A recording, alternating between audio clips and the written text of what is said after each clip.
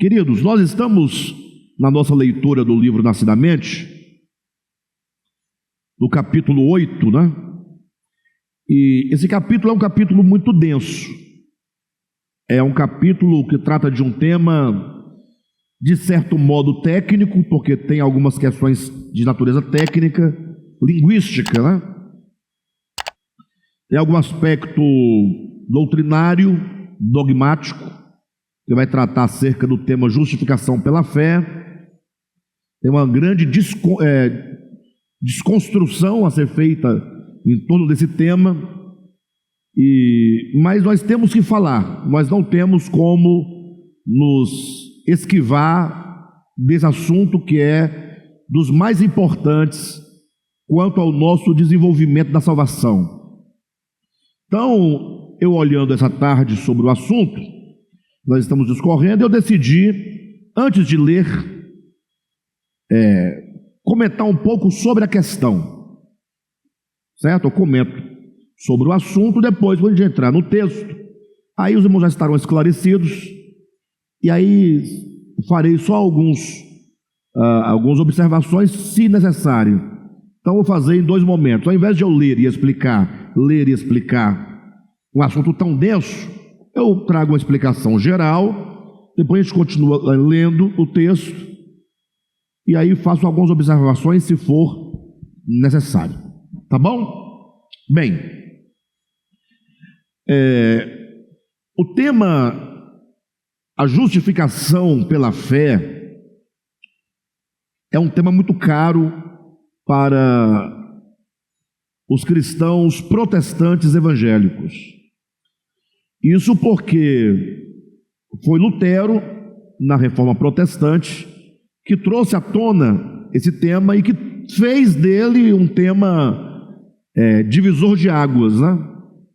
Ou seja, Lutero entendeu que o homem é justificado pela fé somente, como de fato está na Escritura, só que ele trouxe uma interpretação diferente da que até então tinha na Igreja Católica Apostólica Romana, e daí surgiu o movimento chamado movimento protestante, do qual, direta ou indiretamente, todos nós fazemos parte, né? Mas o fato é que Lutero não resolveu a questão. Isso é assim eu penso, né? Devap pensa dessa maneira, não resolveu a questão porque ele cometeu alguns erros. Quando eu digo que eu assim entendo, é porque eu compartilho dessa visão. Não que eu seja a pessoa que descobriu a roda, né?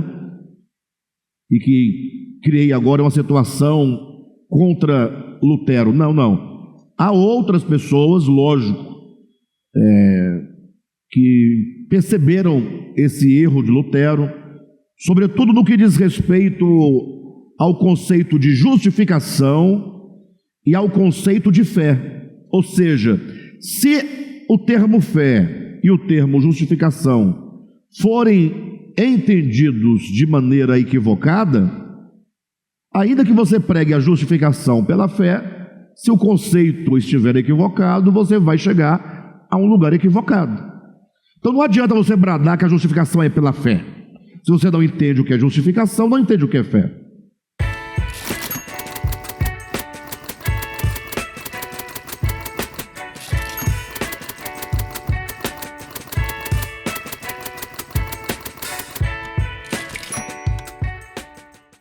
Então, é preciso nós chegarmos primeiramente numa compreensão clara sobre o que a Bíblia chama de justificação e o que a Bíblia chama de fé. Então, vamos tentar entender o conceito de fé e o conceito de justificação. Agora, o conceito de fé e de justificação estão atrelados a outros termos e a outros assuntos. Por exemplo, o conceito de justificação está ligado à ideia de pecado. Então, não tenho como entender justificação sem compreender a ideia de pecado. E a ideia, o conceito de fé, está relacionado ao conceito de lei. Então, eu tenho que entender justificação em relação ao pecado tenho que entender a fé em relação à lei. Ok, pessoal? Está claro para vocês isso? Bem, vamos então começar dos aspectos negativos para os positivos. Quais os negativos? Pecado e lei, justificação e fé. São os positivos. Então, primeira coisa a ser levada em conta: o homem, o ser humano, todos os seres humanos, de todos os tempos, e nós vamos tomar a figura de Adão como nosso ponto de partida de compreensão da história humana. Vamos entender a queda de Adão, conforme está em Gênesis 3, como nosso ponto de partida. A humanidade, ela tem um grave problema. Isso todos sabem e todos concordam. Não há nenhuma pessoa no mundo que discorde do fato de que o homem tem um problema muito sério, muito grave, uma doença da qual ninguém escapa. A despeito do fato de que cada um pode dar um nome diferente a esta doença, mas a doença é uma só e ela recebe muitos nomes. O cristianismo chama de pecado, o budismo chama de sofrimento, para usar uma palavra em português, né? Porque tem uma palavra mais técnica, mas fala do sofrimento. Já o hinduísmo chama de ilusão, que é o termo maia. Já qualquer outro segmento, mesmo que não seja religioso, tem a clareza e a certeza de que o homem tem um problema grave no que tange à ética, no que tange à moral, no que tange ao caráter, não é ou não? Então, mesmo que alguém não tenha um segmento religioso, não creia em divindades, não precisa, basta você olhar para a humanidade e você não terá como deixar de perceber que a humanidade, ela sofre e ela produz um alto sofrimento, um sofrimento dela para consigo mesma, e os homens vão nascendo e já vão sofrendo, e o sofrimento é um sofrimento que está sendo imposto por nós mesmos, e muitas vezes um sofrimento que já é natural e já é de todos, não precisa imprimir com as doenças que nós herdamos, que nós adquirimos. Ou seja, a humanidade padece de um grave problema e precisa de cura. Os gregos, quando olhou para a humanidade, presta atenção, isso já no 4º século antes de Cristo, eles olharam para a humanidade e viram que a humanidade era uma humanidade bárbara, uma humanidade que precisava de aperfeiçoamento humano. Então os gregos olharam para o homem e propôs um procedimento de educação do homem. Essa educação seria uma educação integral, ou seja, uma educação que alcançasse o homem plenamente, ou seja, alcançasse o espírito do homem, a alma do homem e o corpo do homem, chamado paideia.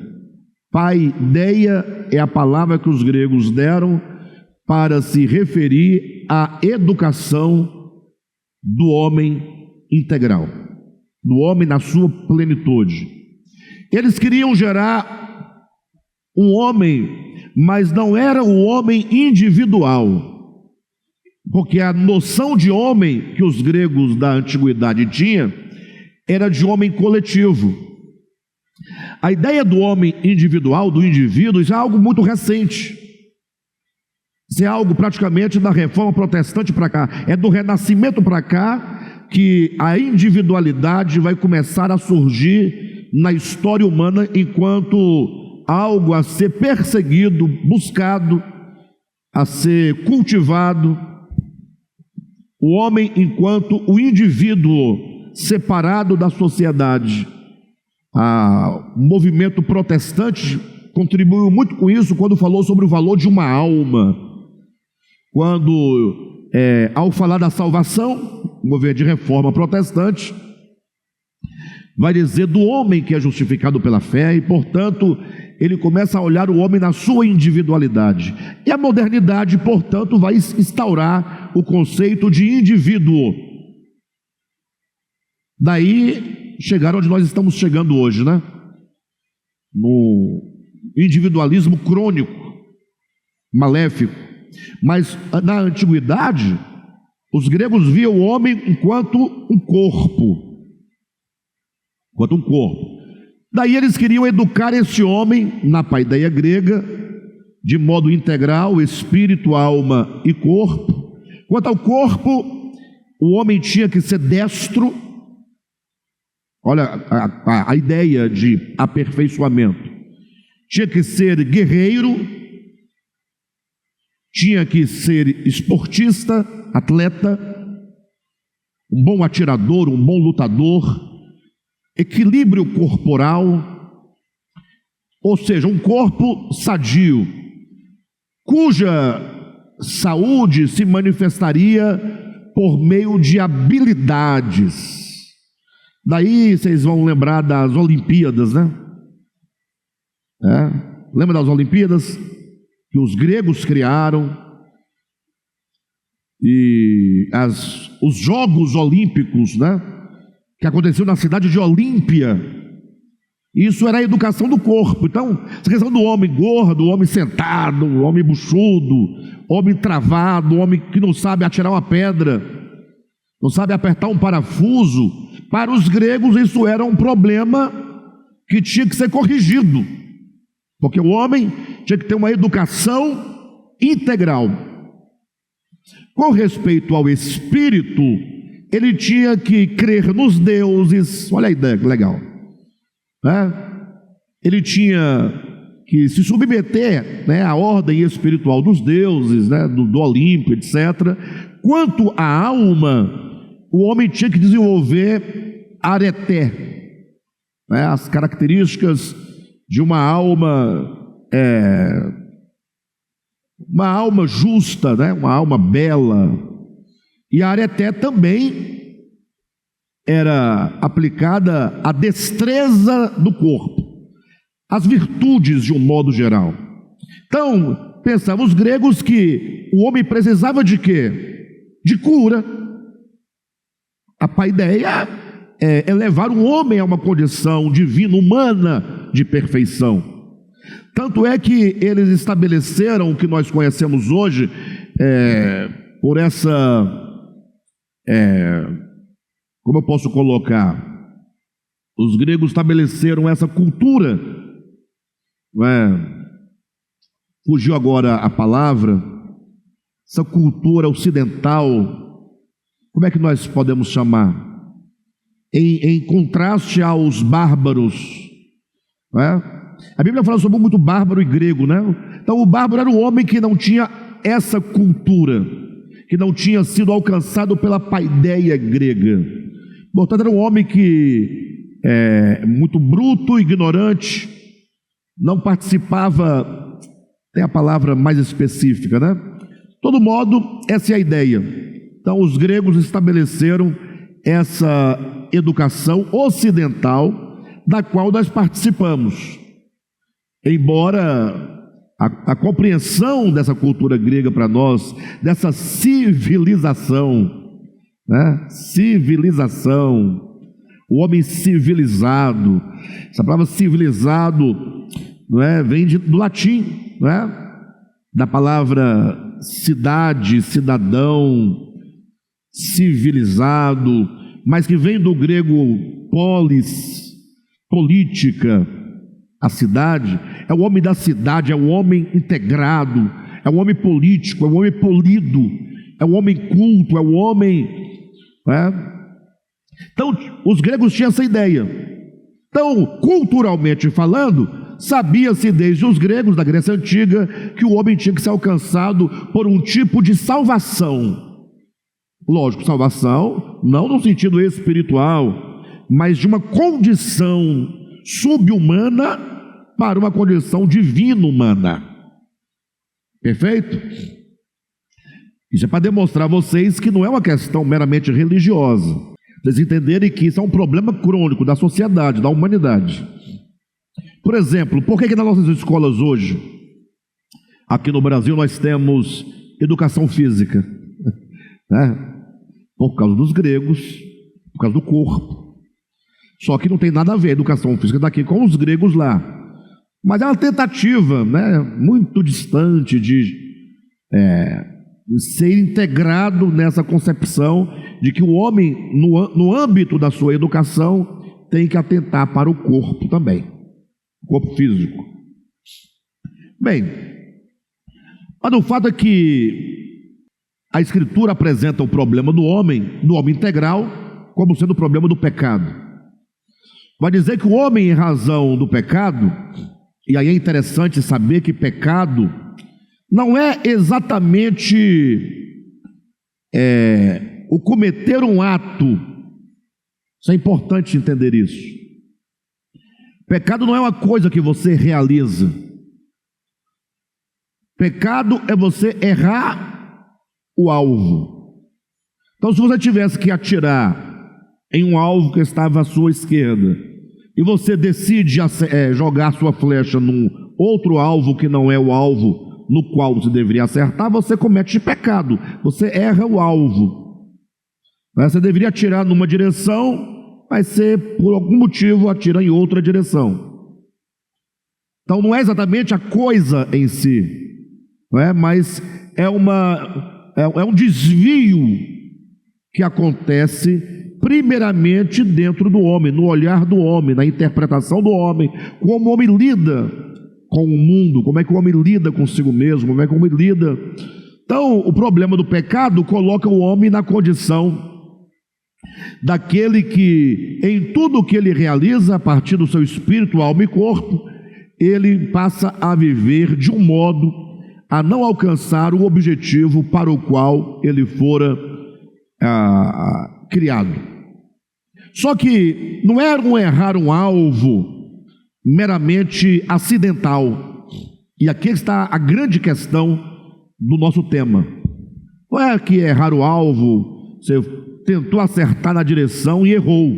Porque às vezes você pode até mirar no lugar certo, mirar no alvo certo, mas por falta de destreza você erra. Não tem isso? Mas você não tem nenhuma responsabilidade, você fez o seu melhor. Mas não é uma questão de errar o alvo por falta de habilidade ou de destreza. Errar o alvo porque você julga que o alvo no qual se deve acertar é irrelevante. Você não tem interesse em acertar aquele alvo que lhe é proposto. Você cria outros alvos, você tem resistência a realizar aquilo para o qual você foi criado. É um problema de desvio do intelecto, é um desvio da mente, é um desvio do espírito humano, é um desvio da vontade. Ou seja, o homem, tendo que escolher seguir o caminho que lhe é proposto, qual é o caminho que é proposto para o homem desde a sua origem? É a árvore da vida. A árvore da vida é o símbolo de uma proposta. Coma desse fruto e viverá. Agora, tem um outro fruto. Coma dele e morrerá. É uma questão de vida e morte.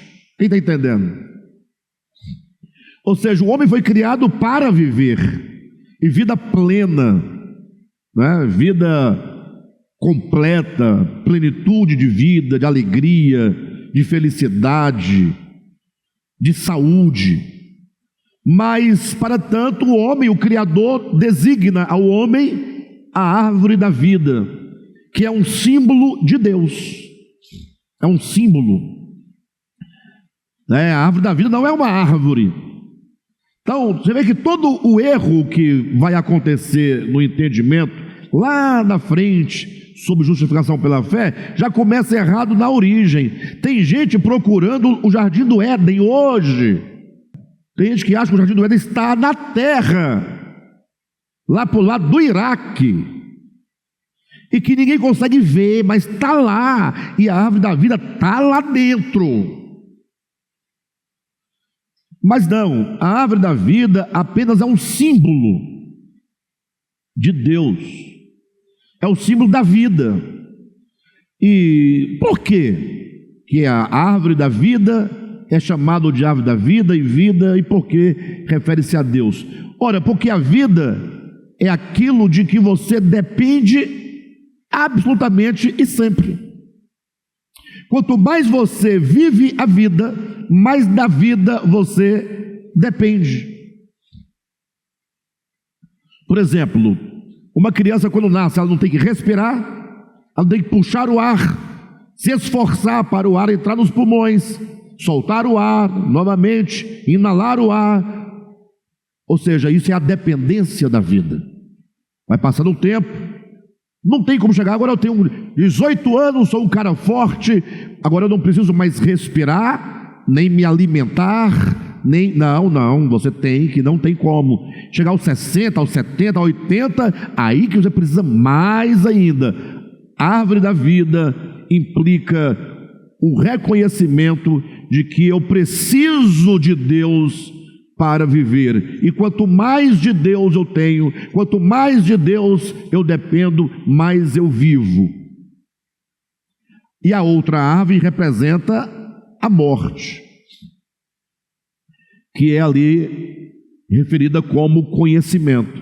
E o conhecimento, vocês sabem, né? Quanto mais você conhece, menos você se torna dependente de algo, mais independente você se torna.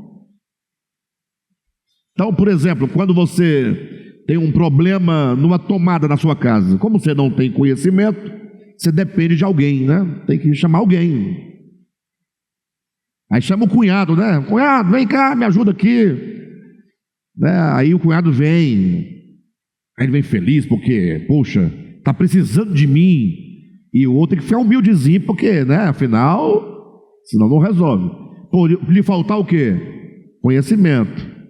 Mas daí eu faço um curso, e aí eu jogo na cara do cunhado, não preciso mais de você. É assim? Não acontece esse tipo de coisa? A criança, quanto menos ela sabe, quanto mais infante, mais depende de tudo. Quanto mais, cada vez ela vai crescendo e conhecendo, entendendo as coisas, menos dependente se torna, até fugir de casa aos 13, 14 anos de idade. Ou quando arrumar o primeiro emprego, não precisa mais dos pais, nem de irmão, nem de ninguém. Bem, mas essa é a ideia.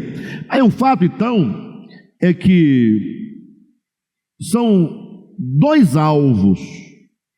O homem foi criado para depender de Deus. Só que, em razão da mentira da serpente, este homem deliberadamente, ele decidiu criar o seu próprio caminho. Ele erra o alvo quando ele decide viver pelo fruto que traz a morte. Ele já errou o alvo. E este homem, ele está completamente convencido de que ele é capaz. Com isso ele desenvolveu uma inimizade contra Deus. Então, a grande questão do pecado, da queda, é que Deus diz uma coisa, o homem desacredita de Deus, o homem acha que Deus está mentindo, já julga que Deus tem motivos obscuros para fazê-lo depender dele, e aí o homem então decide criar o seu próprio caminho, andar pelo seu próprio caminho. E agora este homem, mesmo o homem religioso, ele tem a sua própria religião, o seu próprio dogma, a sua própria doutrina, a sua própria verdade, de maneira que aquilo que Deus diz é tudo o que o homem não deseja. O homem está totalmente desvirtuado na sua alma. A vontade do homem não corresponde à vontade de Deus.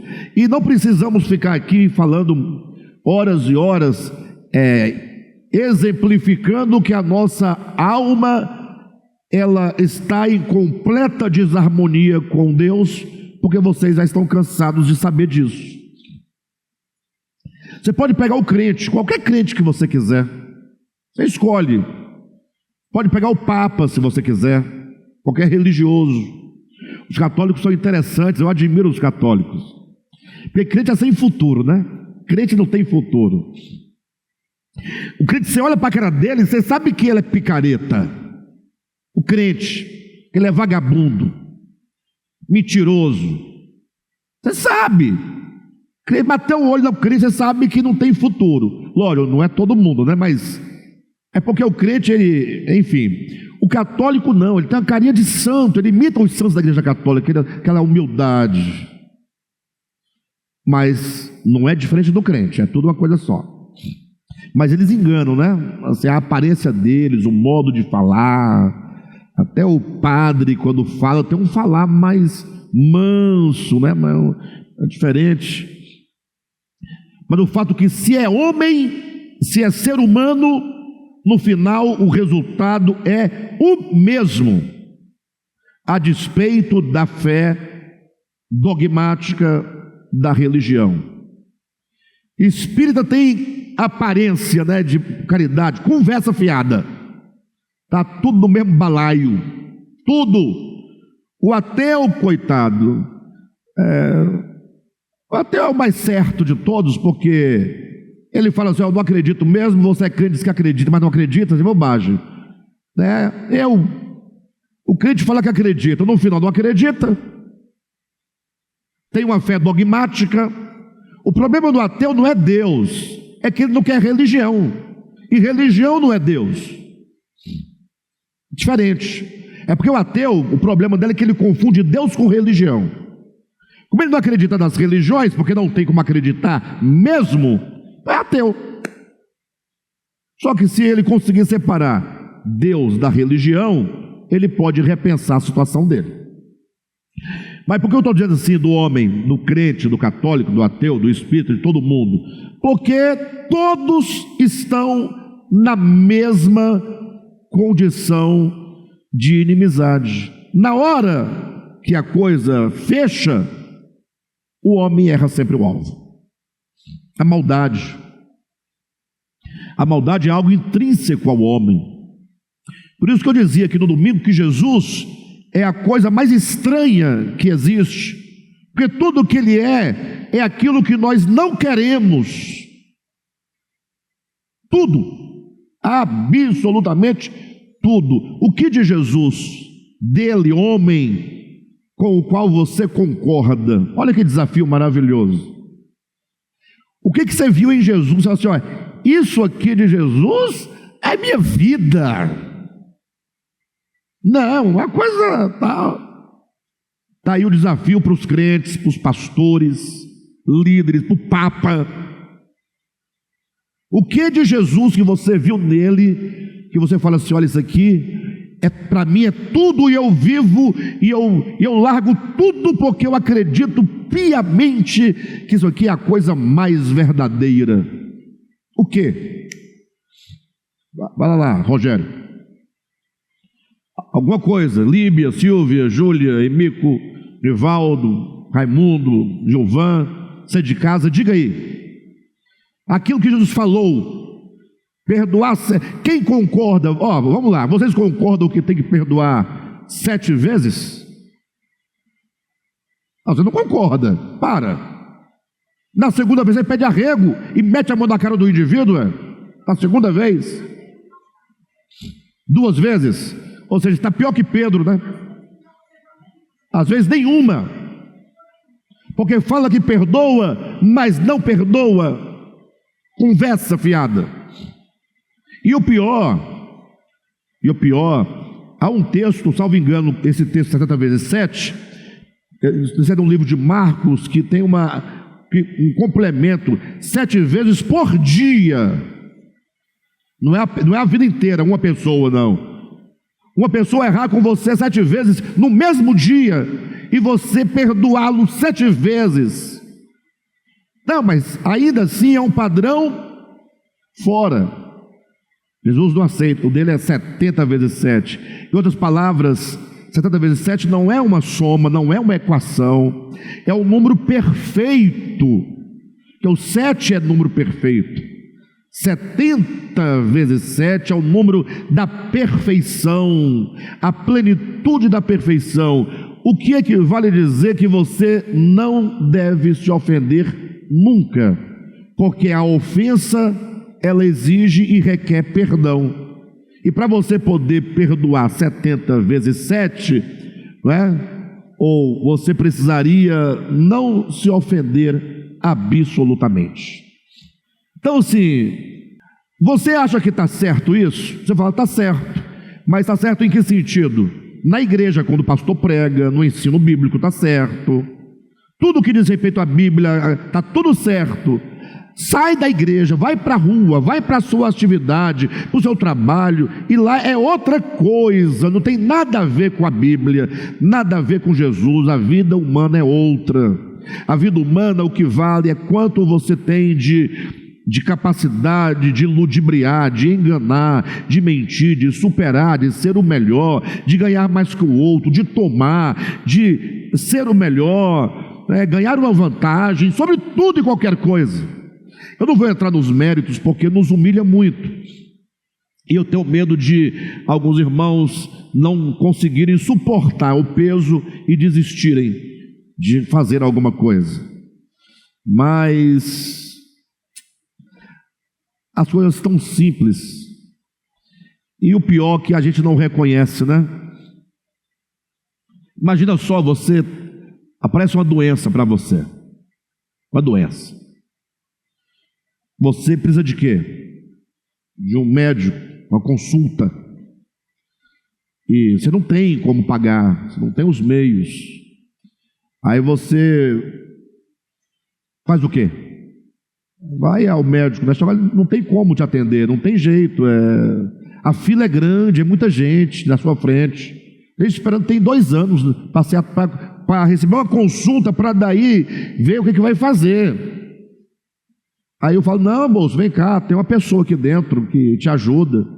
Não é normal isso? Nós nem pensamos que isso é um problema de caráter, é um erro. Mas nós nos submetemos a isso sem perguntar, sem questionar, e às vezes até com certo orgulho, louvor. Eu tenho a pessoa, eu conheço, vai dar certo. Mas está errado, ou não está errado? Não é uma expressão de egoísmo? Porque se tem 30 pessoas na mesma condição, façamos a fila. Ninguém é melhor do que ninguém. Por que o desgraçado espera e você não espera? É porque você tem alguém. E o pior, nós não vamos fazer diferente. Amanhã nós vamos cortar a fila. Amanhã. Vamos. Amanhã nós vamos tornar a fazer. E essa mensagem aqui, dane-se essa mensagem. É só uma mensagem, é só um ideal. Mas, na verdade, isso é só para demonstrar que todo mundo está no mesmo balaio. Quem não erra porque estupra uma pessoa, erra porque rouba a fila, o lugar da fila do hospital. No final, tudo é expressão do egoísmo, da maldade, da esperteza. E nós somos assim, eu sou assim, você é assim, uns mais claramente, outros mais escondido, uns mais sem futuro, outros mais preocupados, mas também não tem como fazer muita coisa. O fato é que Jesus, ele veio e rompeu com tudo isso. Tudo Jesus fala é para te livrar dessas coisas. É para amar o que não presta, para orar pelo que não presta, é para socorrer. Ele fala umas coisas, e se a gente for obedecer, parar onde a gente vai obedecer Jesus? Não, eu estou perguntando, porque nós temos que pensar essas coisas. Mensagem diferente, né? Não volte as costas ao que te pede emprestado. Mas nós temos uma justificativa. Vamos explicar. Tem muita gente que pede dinheiro emprestado de sacanagem, né? Faz coisa errada, se mete em dívida, depois tem que pagar. Aí eu tenho que pagar, senão não serve o evangelho, não é seguidor de Cristo. Mas às vezes tem a pessoa que precisa de fato. E você tem para emprestar? Tem. Eu acho que tem. Tem, sempre tem. Sempre tem, sempre tem.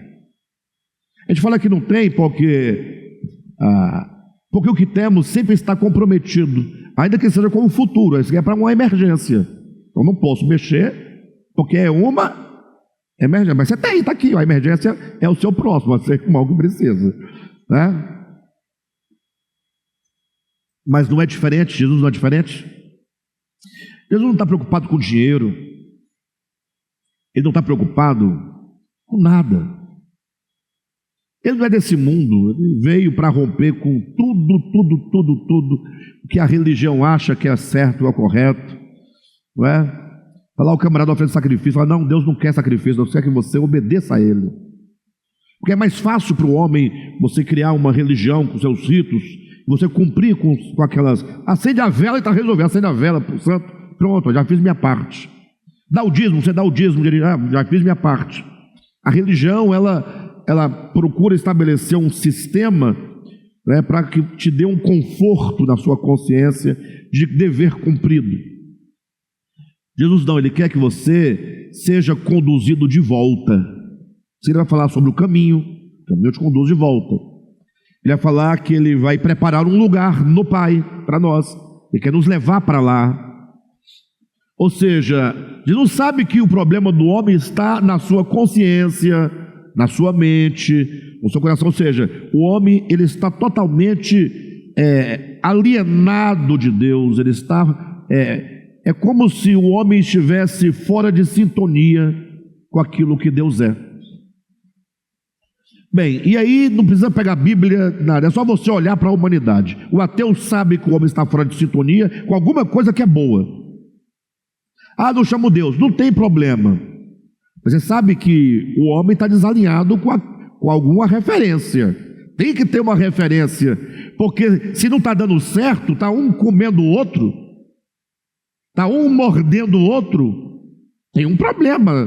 Onde está? Tem que haver um ajuste, que tenha aí o resultado, uma fraternidade, né? um amor, um respeito mínimo.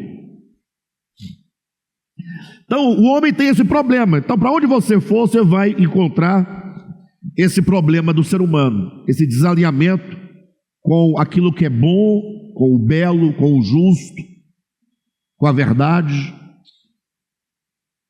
Bem, dito isso, o próprio Jesus Cristo veio ao mundo e aí ele encontra um problema. Qual que é o problema?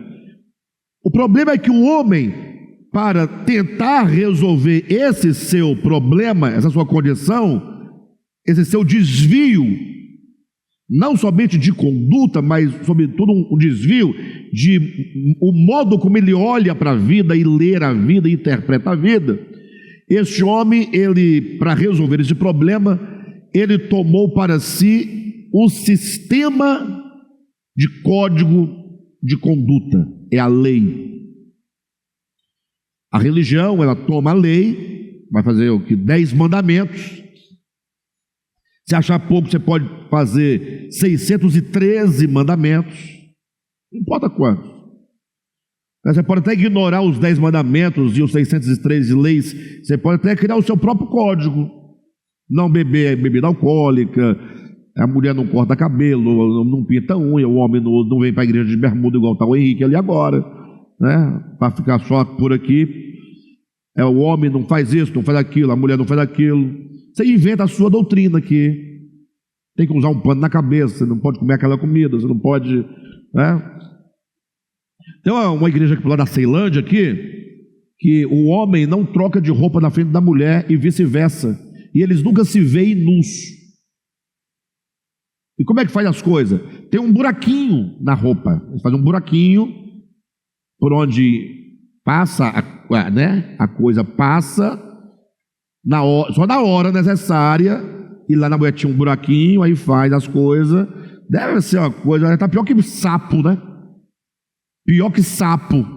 O sapo, a sapa vem jogando os ovinhos e vai embora. Depois o sapo vem jogando outra coisa assim, vai embora. E dali eles não se encontram, né? Bem, mas o fato é esse, né? Presta atenção. É que agora o homem, ele se apropria da lei e fala, vou cumprir esses termos aqui, eu vou cumprir esses mandamentos, e acha que com isso ele está o quê? Alinhado com Deus. Ele acha que está alinhado com Deus, porque ele cumpre. Há um texto na Bíblia muito interessante, porque um jovem rico, muito rico, chegou para Jesus e falou assim: olha, o mestre, o que eu devo fazer para ser salvo? Uma pergunta bacana de fazer, não é? Ele falou: olha, guarda os mandamentos. Simples assim.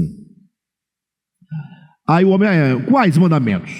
Porque vai ver que tem algum que eu não conheço. Aí Jesus cita somente os mandamentos da segunda tábua de Moisés, que referem-se ao próximo. É a mulher do próximo, a coisa do próximo, do próximo. Aí o jovem falou: mas tudo isso eu tenho feito desde a minha meninice.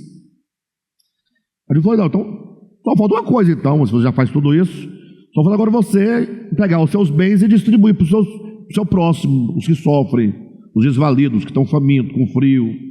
Aí você dá tudo para eles e vem me seguir, e terás um tesouro no céu. O jovem rico foi? O que quer dizer com isso?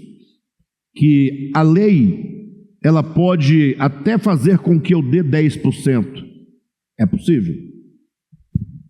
A lei pode até fazer com que eu não coma uma comida ou vista um tipo de roupa, alguma coisa, pode até fazer. Só que ela não tem o poder de alinhar a minha mente, o meu coração com Deus. Ou seja, eu continuo discordando de Deus. Então, assim, se você tiver alguma dúvida, só você pensar, a ideia dessa mensagem é: o homem não está em harmonia com Deus. Qual homem? Nenhum. O crente não está, o católico não está, o espírita não está, ninguém está, ponto final. Deve ter alguém que esteja, mas como nós não conhecemos, não sabemos onde está, quando eu olho eu não vejo ninguém. Agora, eu vejo pessoas como nós, por exemplo, aqui, e outras milhares de pessoas em outros lugares, até mesmo em outras religiões, que estão num processo, estão tentando, né?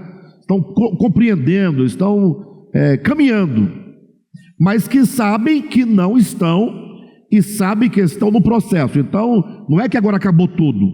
Aí, o que nós não podemos nos enganar é achar que está tudo certo. Não tem nada certo com ninguém. Nem com a assembleiano, nem com batista, nem com presbiteriano, nem com devap, nem com iúde, nem com casa da benção, nem com Deus, com ninguém. Ninguém, absolutamente. Porque o problema do cristianismo, sobre todas as igrejas evangélicas, é dizer que eles estão salvos. Isso é mentira. Salvos no sentido da graça de Deus, do amor de Deus, aí está tudo certo. Porque é uma confiança que você coloca naquele que pode te salvar. Agora, baseado em quê? Que você se julga melhor do que o outro. Se eu falar que eu sou salvo confiando no amor de Deus, glória a Deus.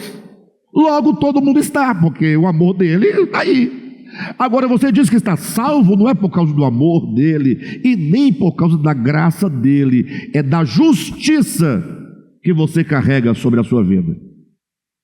Você julga ser mais justo que o outro. E olha que nós estamos caminhando para falar sobre a justificação pela fé, que vai tentar anular isso, mas que não consegue anular esse conceito. Enfim.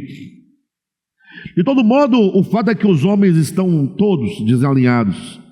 E a lei, é claro na Bíblia, não tem o poder de resolver esse problema na mente, no coração e na consciência do homem. Não tem o poder, não tem força. A lei fala: olha, Deus é justo. Perfeito ou não? Deus é justo.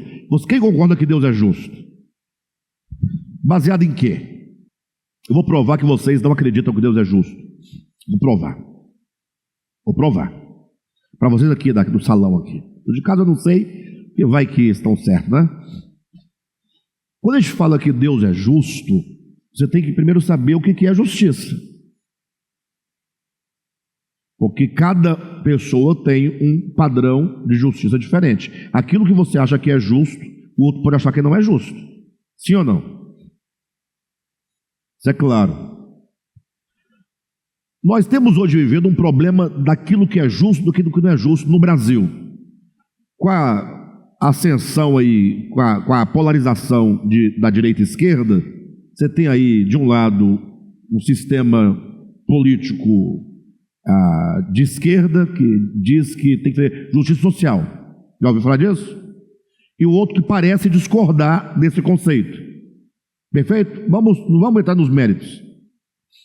Mas o fato é que não tem justiça nem de um lado nem de outro. O que chamam de justiça social, na verdade, é a maior das injustiças que se pode fazer ao ser humano, que é mantê-lo escravo de uma cesta básica. Sem justiça.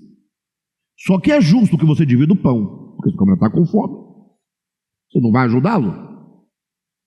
Sim ou não? Tem que ajudar.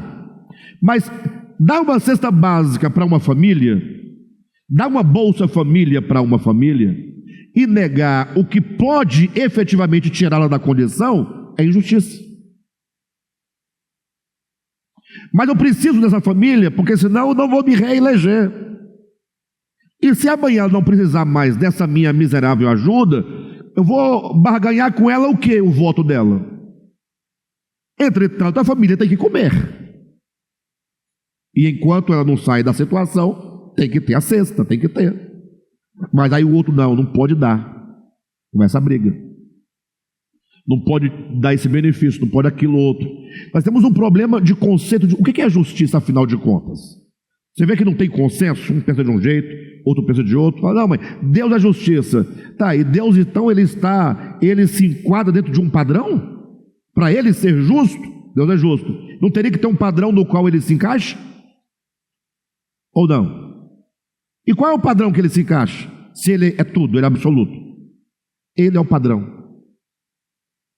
Então, a justiça não é aquilo que eu acho que é. A justiça é aquilo que Deus é.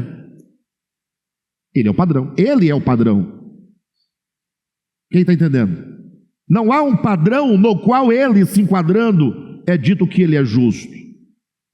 A justiça é o próprio Deus. Deus é o padrão. Como ninguém sabe como é que ele é, ele veio na pessoa de Jesus.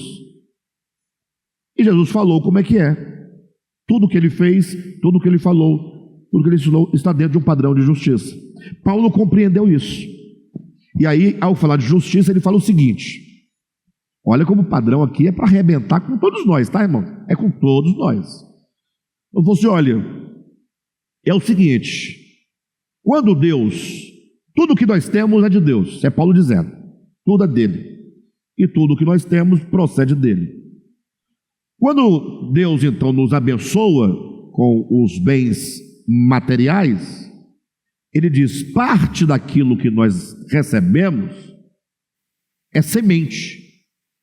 Parte você come, parte você planta. Olha a ideia de Paulo. Imagina só um lavrador que plantou na sua terra e recolheu tantas sacas de feijão, de arroz. Se ele comer tudo, ele planta o que no ano seguinte? Ele vai colher o quê? Nada. Então, quando ele colhe tudo aquilo, ele vai dizer, olha, tem que separar o que é semente para plantar, o que é semente para comer. Perfeito? Aí Paulo diz, se você semear muito, você vai colher o quê? Não é uma lei de barganha, essa é a lei do grão natural. Ele vai dizendo aquela lei e tal, aí você vai achando, tal. Quando chega no finalzinho, ele diz, porque aquele que semeia, que dá ao pobre, este pratica a justiça. É lógico que a leitura das pessoas está bem saturada, né? Tem que fazer um curso de leitura comigo, mas o fato é que se você ler com atenção e fazer toda a dialética do texto, ele está dizendo o seguinte: a uns Deus dá mais, a outro Deus dá menos, para que aquele que recebeu mais possa dividir com quem não tem. E quando ele dividir com aquele que não tem, ao dividir, ele pratica a justiça. Pratica a justiça. Ou seja, dar não é simplesmente um ato de bondade, é um ato de justiça. Quem está entendendo? Esse é o conceito de quem? De Paulo. Está lá em 1 Coríntios, 2 Coríntios capítulo 8, capítulo 9. Então, Paulo entende que o ato de você compartilhar o que você recebeu não é um mero ato de bondade. Algo falando, é bom, olha como ele é bonzinho, ele divide. Não, é ato de ser justo. Porque não é justo, segundo Paulo, que um homem coma, o outro homem não coma. Não é justo. Bem, mas isso é muito mais profundo do que a gente imagina. Mas, logo, o que Paulo vai ensinar? Que a lei, ela pode fazer você até dar alguma coisa para alguém. Até, eventualmente, a lei te obrigar. Um mandamento, uma força de doutrina. Irmãos, nós temos que ser generosos, nós temos que ser justos, nós temos que doar.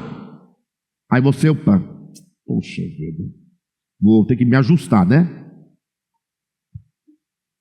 Aí você pega de modo legal, legalista, e até dá um dízimo numa igreja ou numa instituição, uma carente que seja, para uma família, alguma coisa, mas você faz por força de lei, e tudo o que é feito, presta atenção, por força de lei, não é ajuste de consciência, é coerção. Você o faz porque é obrigado a fazer, porque vem o juízo final, porque senão eu não colho, porque senão eu não vou para o céu, porque senão eu vou ter problema lá na frente. É diferente daquilo que Jesus fala do samaritano. Por que o samaritano ajudou o camarada que estava caído? O que a Bíblia diz? O que moveu ele a ajudar? O sacerdote tinha a lei, não serviu para nada. O outro também, o levita, tinha a lei. O que fez o samaritano? Ele sentiu a dor do outro, ele não tinha nada que o obrigasse. Percebe que aquele samaritano estava com a sua mente e consciência ajustada com a misericórdia? E Deus é a misericórdia, então ele estava em sintonia. Ele não vai perguntar se o cara é judeu, se o cara é pobre, se o cara é negro, se ele é petista, se ele é bolsominion, como diz o povo, se ele é isso, se ele é aquilo outro, se ele é da minha igreja, se ele é do meu país, de qual cultura que ele é. Observou que quanto mais distante de nós é uma cultura, mais são pessoas estranhas aos nossos olhos. Quando você olha um brasileiro, pode ser nordestino, pode ser do sul, pode ser do norte. Por maior que seja a diferença, não dá para... Agora, quando você busca lá para o lado da Ásia, né, vai ficando um povo diferente e nós vamos sendo mais frios culturalmente, mas a gente já olha assim com uma certa preocupação com respeito à fé, com respeito a essas questões de Deus. Os templos são estranhos deles, não é assim? E isso nos leva a proceder de modo legal. O samaritano não quer saber disso, ele quer saber que ali é um homem. Então ele desce. Então ele está alinhado, completamente alinhado. Então, por mais que a lei nos obrigue a fazer isto ou aquilo outro, ela não ajusta a nossa consciência, ela não tem o poder. Paulo vai ensinar que a lei estava enferma por causa do pecado. Ela é boa, a lei é santa, ela é justa, não há problema com a lei. Agora o problema é que o pecado, ele é algo orgânico. O desvio, o errar o alvo, repito, não é a ação que você comete. O desvio, ele já está instaurado na mente. Quem entende isso? Shakespeare, quando escreveu as suas tragédias, né? O que ele fez? Ele, olhando para as tragédias gregas, ele viu que lá nos gregos os deuses estavam ou no Olimpo ou no Tártaro, no abismo. Shakespeare olhou, falou: rapaz, eu vou mudar esses deuses de lugar. Pegou esses deuses e colocou ele dentro do homem. Aí você vai observar claramente que existe uma outra forma de ler e interpretar a tragédia grega, no sentido de entender que o mal, o desvio, o erro, lá dizia o destino, né? O destino levará fatalmente você à desgraça, à tragédia. O que é a tragédia grega? Qual é a força que opera na tragédia grega? É o destino. Para o grego, né? A ideia grega. A força do destino te levará à tragédia.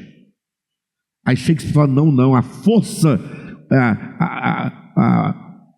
porque o destino é assim, você está indo num caminho, né? Caminho errado. Caminho que desalinha você. Aí fala, não é esse caminho que te leva. Esse erro do caminho não está no caminho, não é fora, não é na cidade tal. Esse erro está aqui dentro. Aí Shakespeare coloca dentro do homem. Não é o destino, é um erro. E esse erro está na mente do homem. O homem é o erro. Então o erro, o errar o alvo não é o que eu faço. O que eu faço é só o resultado do que eu sou. O Paulo dizia isso, né? O querer o mal está em mim. Há um erro. Ou seja, a nossa consciência, ela está em desarmonia. E a lei vem e fala assim, ela não tem o poder, não tem força de corrigir o homem. O homem é incorrigível. Então, quando Paulo ensina que a lei não pode justificar o homem, ela está dizendo que a lei não tem o poder de ajustar a consciência humana em relação a Deus. Você até faz algumas coisas corretas, mas a sua consciência continua desajustada. Não é o caso dos crentes? Eles fazem coisas corretas e fazem as coisas erradas onde? Escondido. Crente faz coisa errada escondido? Crente. Deve fazer. Olha para você, você sabe. Você é da crente? Você é da crente? Leva adiante, não, mas é bobagem. Isso aí é bobagem. Você não tem problema, não. Mas assim, vocês que têm problema, né? Não é verdade que a igreja evangélica é complicada, que ela, por exemplo, olha, você não pode tomar, não pode beber bebida alcoólica, né? Os cristãos evangélicos que não bebem bebida alcoólica, os que não bebem, é porque não bebem, ainda que não fossem evangélicos.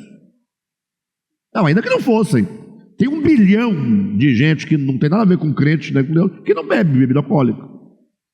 Agora, os que bebem, porque trazem no sangue já esse gosto, né, da embriaguez, da sair da sobriedade hipócrita da sociedade, esses aí não pode beber porque é crente, não pode. Mas lá no cofre tem lá, guardado, escondido. Pastores que fazem, né? Um dia desse teve um grande pastor aí que foi filmado, gente. Filmaram o pastor bebendo. Meu Deus do céu. Aí quando na segunda-feira ele foi para a live dizendo que pode beber desde que seja. Aí ele começou a explicar toda a teologia do espírito, né? Espírito etílico tem o sentido de espírito. Enfim, não é bobagem. A lei não pode. A lei ela mascara o ser humano. Ela dá uma imagem, mas ela não resolve o problema aqui dentro. Então, o homem tem um problema chamado erro, pecado, hamartia, errar o alvo. Esse erro está na consciência, porque não tem harmonia com aquilo que Deus é. Vem a lei para tentar corrigir, mas como a lei é um instrumento externo, e o problema do homem, esse erro é interno, então ela não consegue. Não consegue. Ela ameaça que o homem vai acontecer isso com ele, vai perder a salvação, vai cair, vai morrer. O homem com medo faz alguns ajustes, mas não resolve o erro que ele é na consciência. Daí vem Paulo para dizer, olha, a única forma de justificar o homem, de corrigir esse desalinhamento de consciência, a única maneira, a única coisa que tem o poder, a força, é a fé. A fé endireita a mente humana. O homem, ele é justificado tão somente pela fé. Esse tão somente não quer dizer que não carece de mais nada. Não é essa a ideia, não é essa que está em discussão. É que a única coisa que é capaz, que tem a força, que tem o poder de corrigir dentro do homem a sua consciência, sua mente, o coração em relação a Deus, e ajustar, afinar, sintonizar, é a fé. A fé tem o poder, a capacidade. A fé que é de Deus, que é um dom de Deus, que é um atributo no espírito humano, tem essa condição de realizar isso. Onde foi que se deu o problema? Para a gente poder parar por aqui, para voltar semana que vem e dar seguimento. É que Lutero, quando se deparou com essa verdade, que nada que o homem faça do ponto de vista legal, da lei, pode resolver o problema do homem, nada que o homem faça resolve o problema aqui dentro. Então, ele usou o termo fé, enquanto se nada do que você faz pode resolver seu problema diante de Deus, então não faça nada. Se é somente a fé, apenas acredite. E quando você, sem fazer nada, só acreditar nele, você agora está com o seu problema resolvido. Você está justificado. Entendeu? Bonito, né? Não confio mais nas minhas obras, só creio em Jesus. Então você está o quê? Justificado pela fé. Então está justificado? Está justificado. Como assim? Lá bem, quando você deposita sua confiança só nele, então agora Jesus se torna uma veste, ele te cobre, e quando Deus olha, Deus não vê você. Você é torto, você é erro, só que você foi coberto. Deus olha e vê Jesus. Como Jesus é justo e santo e puro e tudo mais, então o seu problema está o quê? Resolvido. É só cantar no coral e esperar o dia do arrebatamento, porque eu estou justificado. E o pau quebra em casa, o pau quebra no trânsito, o pau quebra na empresa, o pau quebra, eu continuo mentindo, continuo roubando, continuo maltratando, continuo enganando, eu continuo egoísta, continuo avarento, continuo impuro, continuo tudo, mas eu não confio nas minhas obras, só em Jesus. Eu confio que está tudo certo. E eu vou ser honesto, essa é uma ideia boa, mas é enganosa, porque isso é fazer de Deus que ele tem um projeto que não cura o homem, tapeia. Eu sei que devemos colocar nossa confiança nele. Também sei que nada que eu faço de obras resolve o problema da minha consciência. Mas o fato é que a obra de salvação de Cristo não é uma obra de enganar. É uma obra orgânica de curar o homem. Então, quando Lutero diz que nós devemos depositar a nossa confiança somente nele, está certo, mas depositar somente nele a minha confiança, no sentido de confiar que ele em mim vai resolver este problema. Logo, eu vou entender, ao invés de fazer como alguém já fez, de falar de duas justificações, porque chega uma hora que fala, não, você está justificado, mas não está. Aí vou dizer, não, você está justificado, você está declarado justo, mas tem que ter santificação. Agora vem a santificação. A santificação seria essa mudança. Tá, e se eu não me santificar, o que eu faço com a minha justificação? Ela é válida? Como é que eu estou justificado, mas dependo de outra coisa, de um outro processo para validar? Se eu estou justificado, e aí é onde ninguém responde, porque ninguém discute.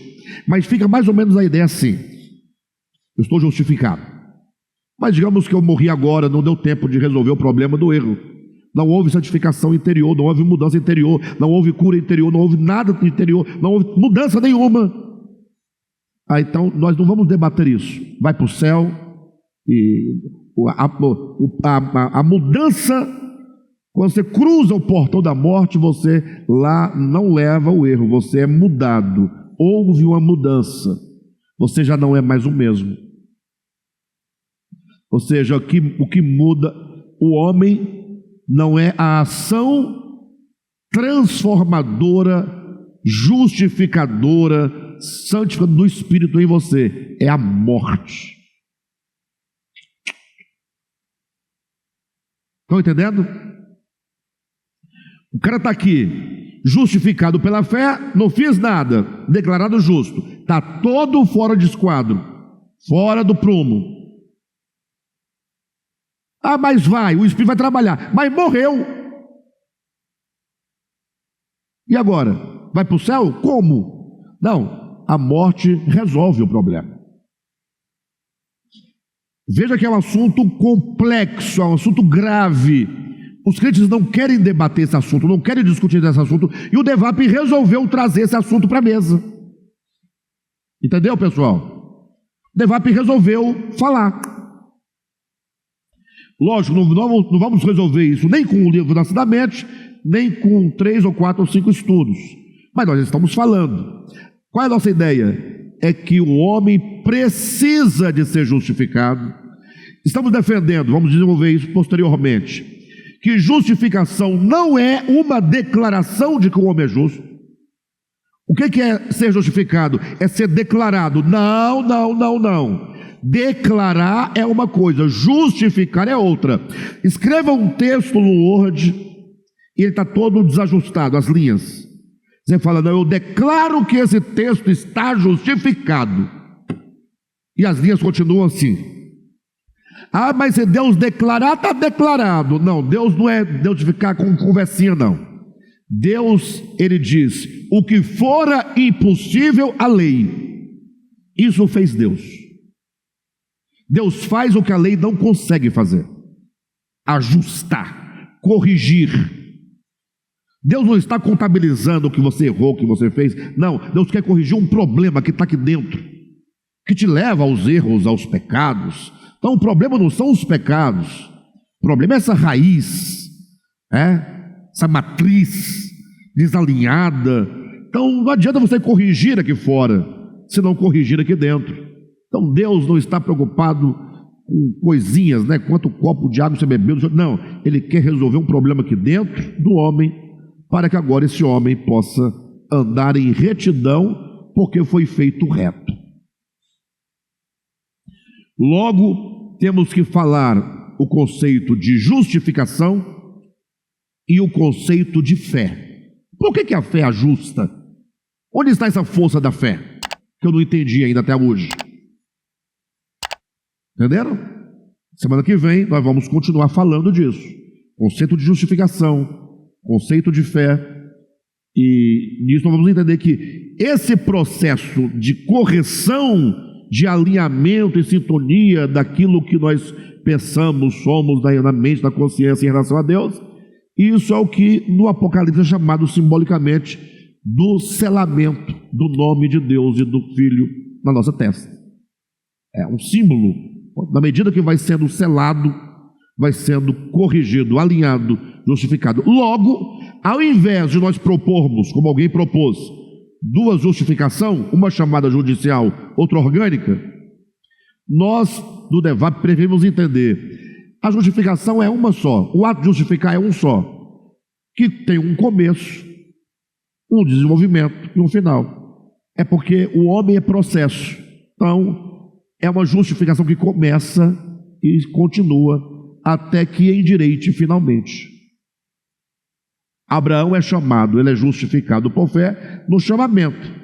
Tiago vai dizer, só que essa justificação só se consuma quando ele entrega o filho. Então, entre o Moriá e o chamamento, tem um caminho de justificação.